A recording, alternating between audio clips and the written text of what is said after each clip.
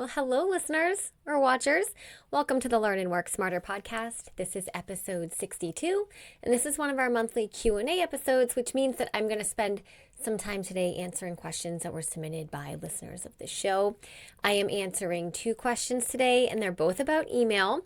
To be honest, that is not a coincidence. I have a queue of questions that people have submitted, and today I deliberately picked 2 that are about the same topic. I thought that would be fun and sensible. If you would like your own questions answered on a future Q&A episode, then you can head to learnandworksmarter.com. Right there on the homepage, if you scroll down just a little bit, there is a super simple form. You can just enter your name and your question. I won't read your name on the show.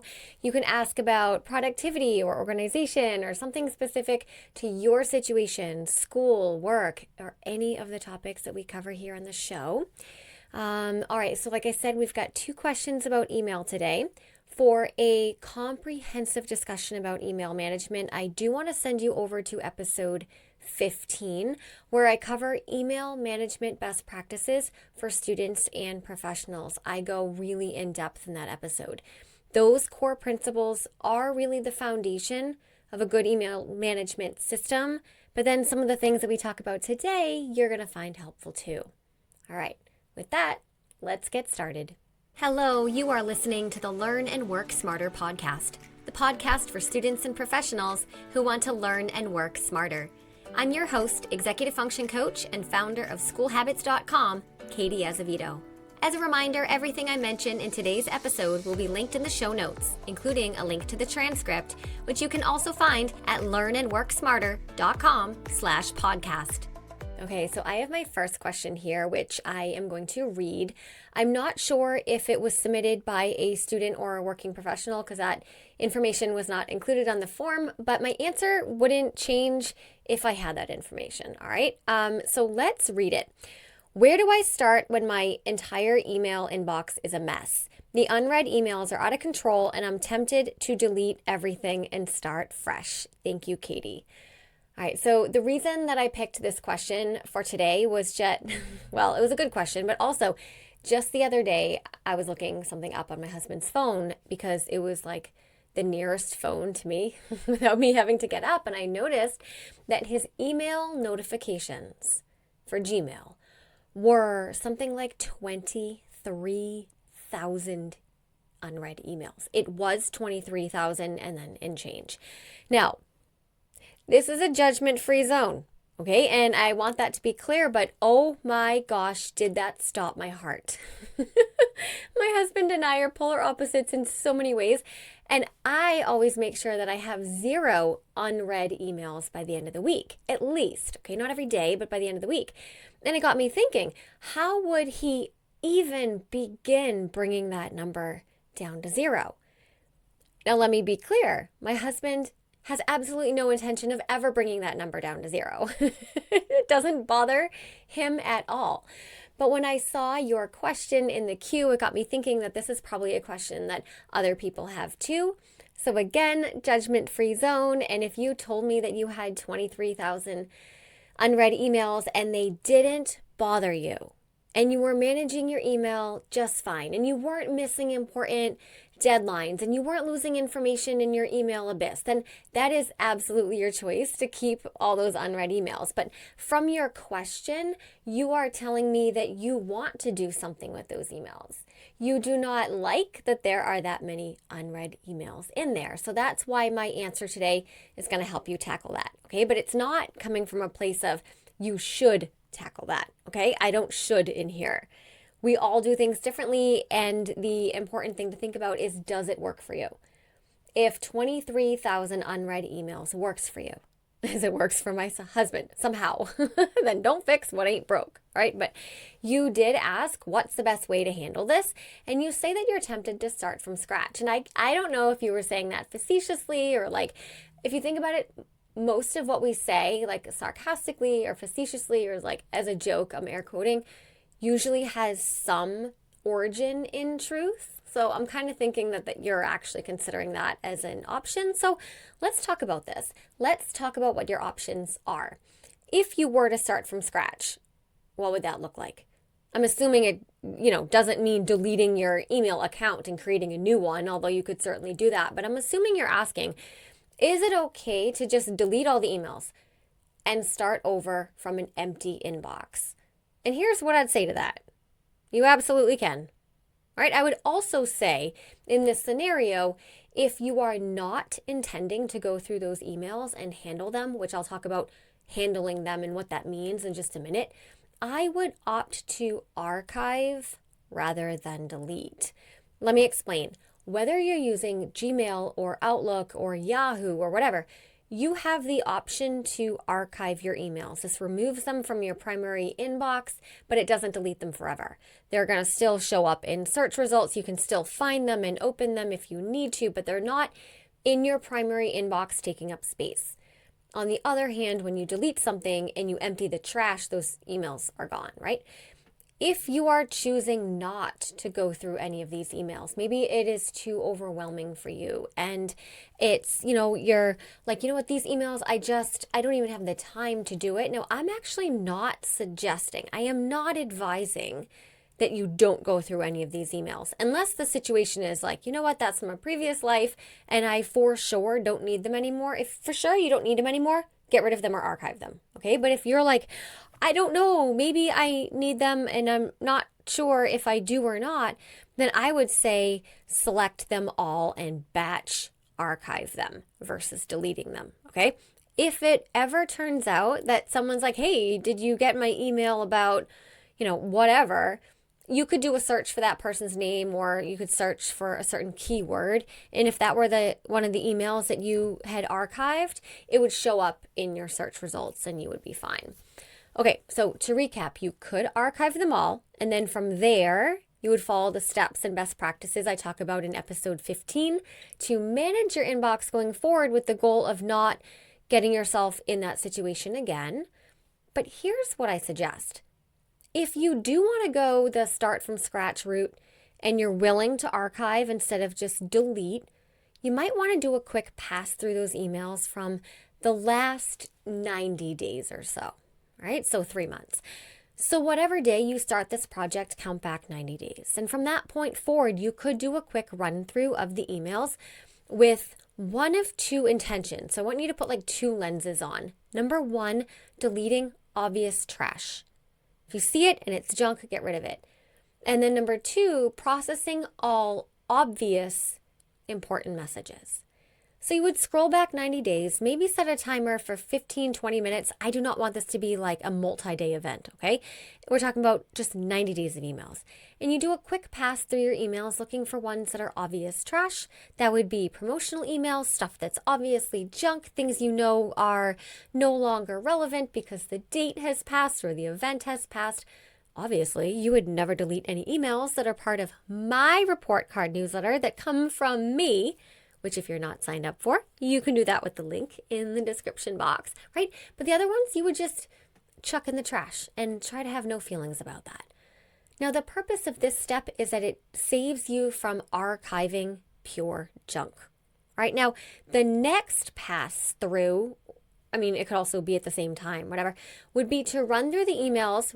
Again, it's just in this 90-day period and look for obvious messages of value. Maybe messages from family members, messages that can contain attachments of resources or PDFs that you might want to keep, things like that. Only you would know what's something of value, right? But the goal here is not, please hear me loud and clear, the goal here is not to open up every email and analyze it and have an emotional response to it.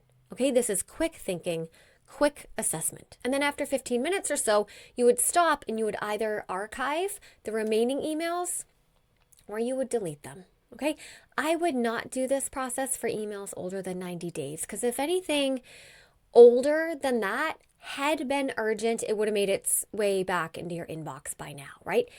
Now, another tip so that you don't end up archiving a ton of junk that's over 90 days old is that you could do a quick search, in the top of your email. You know how to search in your email, obviously, for the name of a company that you get lots of emails for. Let's say Target, right? Search for Target. And these are probably all promotional emails. You would select them all and mass delete them. All right, this would help avoid archiving a ton of target promotional emails. You could do this for a couple companies, maybe Amazon, because all that information is stored in your Amazon account anyway. Like you don't need to keep any emails from Amazon. So you do a quick filter search for Amazon, select them all, and then do a mass delete. And you could do this a few times and then just go ahead and archive the rest and start fresh. Now, if you wanted to take the second approach, which is to actually go through and process your emails, then there would be some overlap between that approach and what I just talked about. Okay, but I would go back, if this is the way you want to go, you want to be a little more thorough about it, a little bit more intention about it. You have this sort of nagging feeling that in those, I'm just going to pick 23,000. Okay, that's the number. That's how many unread emails you have. In those unread emails from the last year, you think that there really likely is something that you want to keep and you're scared to let that go, then go back about a year and do something similar, and that you're looking at each email that came in from the past year and you're first assessing if it's junk. If it is, then first unsubscribe if it's a promotional thing so that you don't continue to get any more. And then use the mass delete strategy that I just talked about. That works great here. And then for the emails that you decide have value and contain important information, your job becomes to think what you're going to do with that information. Like, where are you going to keep that information? I think the answer to these questions depends on what kind of emails you're getting, what kind of life you live, right? If you're getting a lot of emails that contain attachments or information that you need to reference in the future, then you're going to need a final resting place, so to speak, for that kind of email. Are you going to create a new email inbox to drag those emails to? Maybe an inbox called like references or resources or something. Are you going to download those attachments and save them in Google Drive? Right? See what I mean? It's a matter of what kind of emails that you're getting and what kind of information do you want to keep and where are you going to store that? But the point is, if you're going to process all your unread emails from the past year and process, right, it means think about and organize and take action on. Okay, so you're going to have to decide what that looks like for you and where you are in school and life and career. Okay, but again, you might consider only going back and doing this for the past year and then maybe archiving everything that's older than that. And then let me wrap this up by saying that everyone's idea of what a messy email inbox means is different. You didn't give too many details in your question other than there were a lot of unread emails. So that's sort of what my advice pointed to. But if your idea of a messy email inbox is just that you have a lot of emails in there, but they've all been processed and they've all been handled at an appropriate time, then there's nothing to do with those emails. You've already processed them. Okay, and in that case, if you're looking to start with a fresh inbox, you can just simply hit archive on all of them. You don't have to process them again, or you are free to leave them in there. Our email clients come with so much storage, and emails that don't have heavy attachments consume hardly any data space at all. So you are free to leave them in there if you want to. Now, I know I said that was my final point, but I just thought of another. And it's this. If by my email is a mess, you meant that you have multiple folders and labels and inbox rules, then my advice is to simplify. All the advice that I share on this show is to simplify. I think that there are so few use cases to have complicated email rules that automatically pull this email and put it in this folder and give it this color, right? That is so complicated, and most of us do not need anything like that. If there is a certain type of email that you get regularly and you would find it helpful to separate that from the rest, then you can certainly create an additional folder or two. But my advice is not to have any email rules. It would just be to drag the email and put it in the folder, whenever you're processing your inbox. That is a very easy manual task that takes 2 seconds. And again, we don't need to have feelings about that. Okay, I hope I answered your question. And again, I highly suggest listening to episode 15 where I share strategies for managing email so that it doesn't get to that chaotic state to begin with. Okay, let's move on to our second question, which I have right here. Here we go. Thank you for the chance to submit our questions. You are so welcome.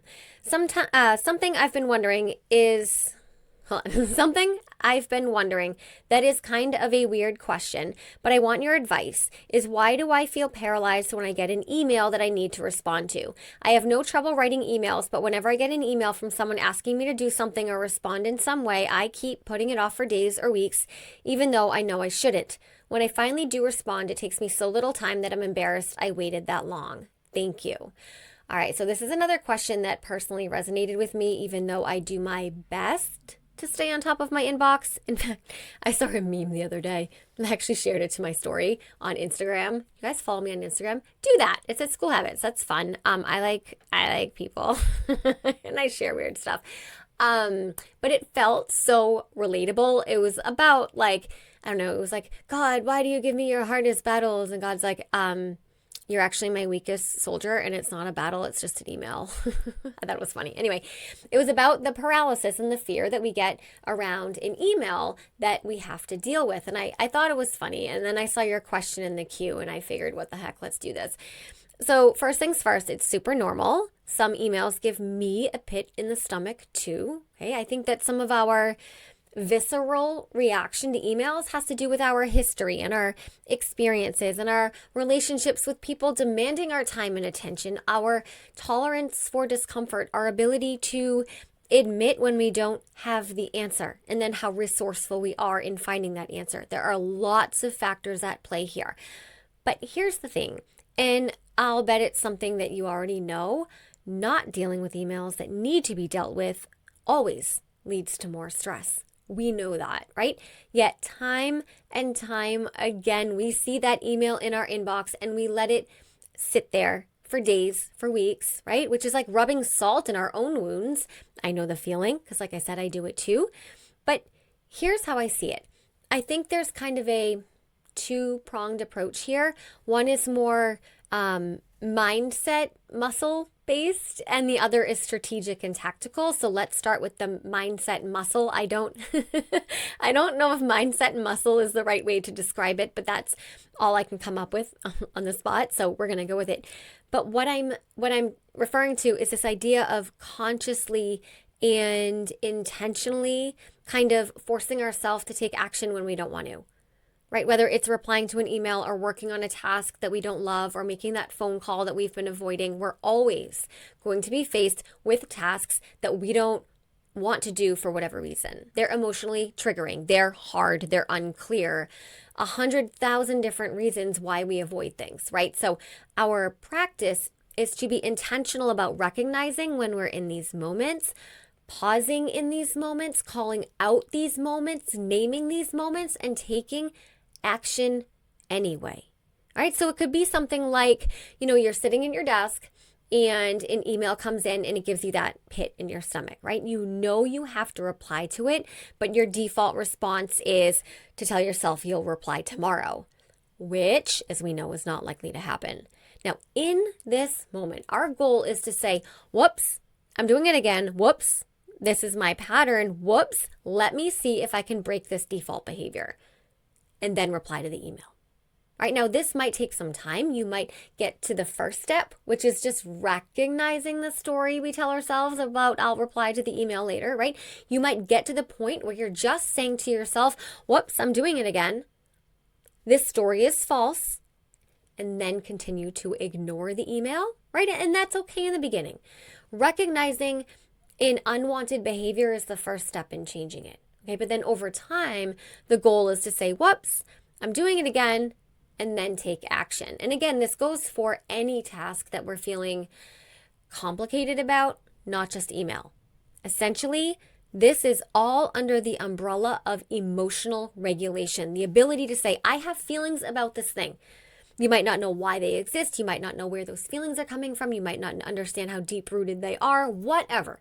You're just saying, I have feelings about this thing. And that's okay. Those feelings are going to be there. And as they're sitting here, my little feelings, I am going to take action on this task anyway. Because action is not feeling.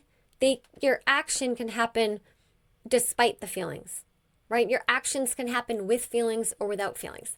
right? That's the ability to regulate our emotions. Now, this is where we get into the tactical or strategic approach, because when we don't have a clear way to do something, when we're feeling ambiguous about something, when we don't have a tried and true method, and we don't have a plan, that can derail all of our good intentions. So, do you have a good email management process?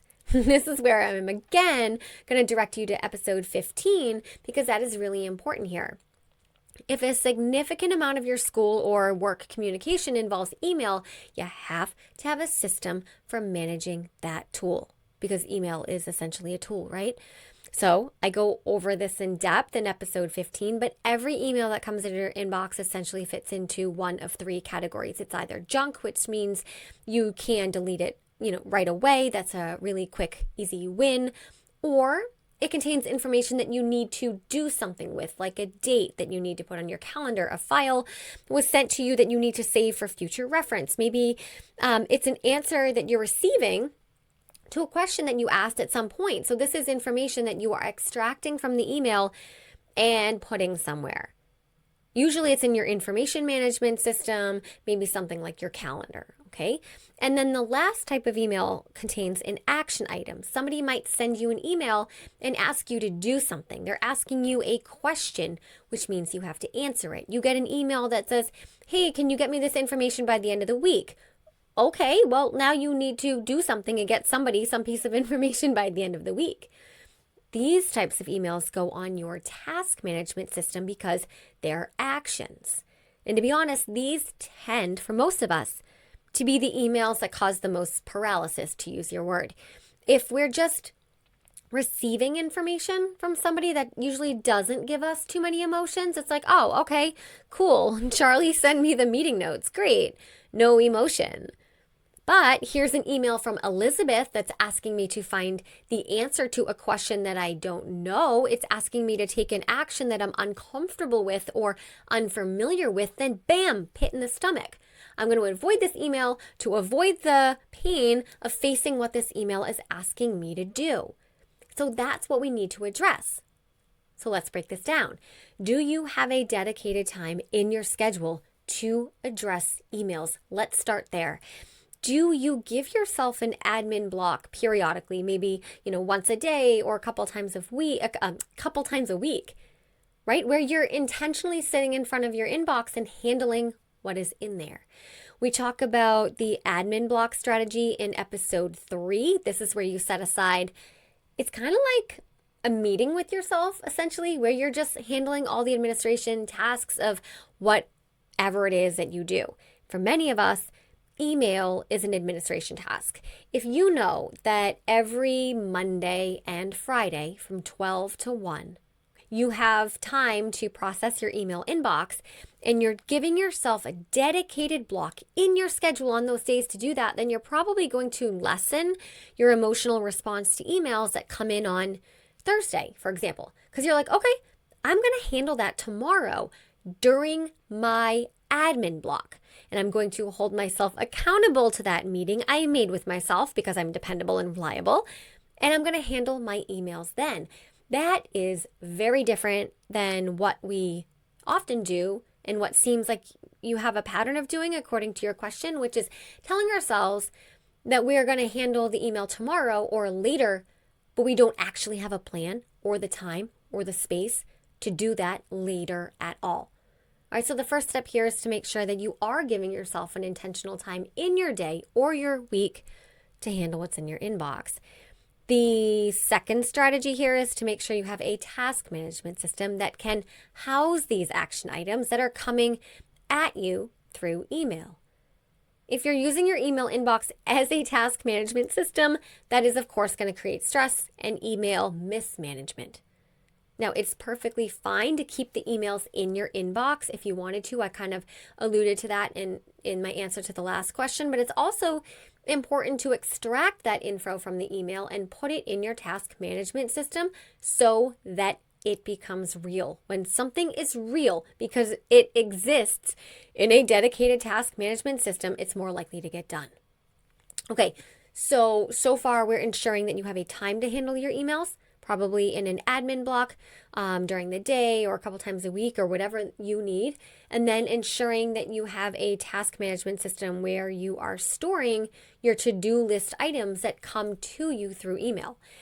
And another helpful approach might be to think about what kind of emails specifically you find overwhelming and paralyzing. Are they emails that are asking you questions that you don't know the answer to? Okay, well, how can you address that? Why are there so many questions coming your way that you don't have the answer to? Could you make yourself a guide or a personal FAQ reference sheet where you store templated answers to common questions that you get so you don't have to start from scratch every time? Would that be helpful? Are you getting a lot of emails that require you to think deeply and complexly and write a detailed response to? Okay, well, maybe the resistance comes from the effort it takes to type up your email reply. I know personally that's a point of resistance for me when I have, let's say, a parent of one of my maybe high school students, one of my younger students, writing an email asking, how is my kid doing? Right? Super basic question, probably took them 6 seconds to write it, and it's a very fair question and they deserve to know. But my answer to that question is complex, and it may take me 45 minutes to type up, sometimes longer. Right? And that's usually when I pick up the phone and I have a phone call or I schedule a phone call for sometime during the week. For me, that's the approach to lessen the resistance. Okay? Is that something that you could try?